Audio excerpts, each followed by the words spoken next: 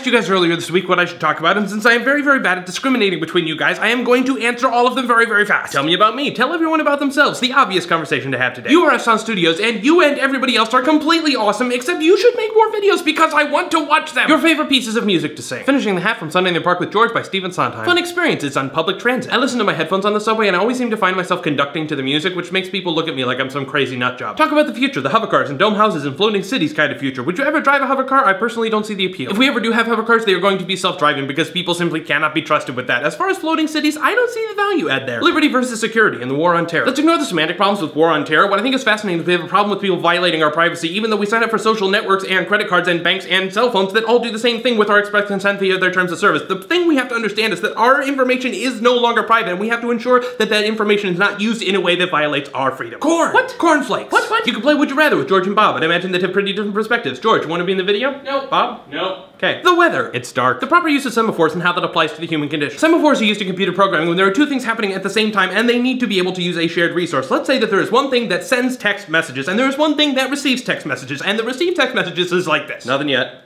Nothing yet. Nothing yet. And the send text messages doesn't do anything until all of a sudden you want to send something. What's up, my homie? Nothing yet.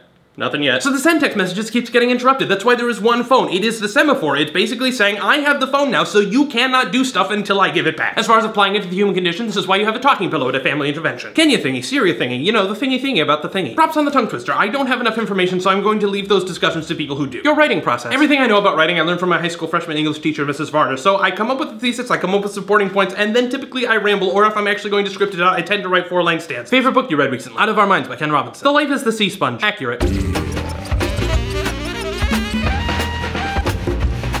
Pop-Tarts and archery should not be mixed. A song and dance routine like you used to do. No!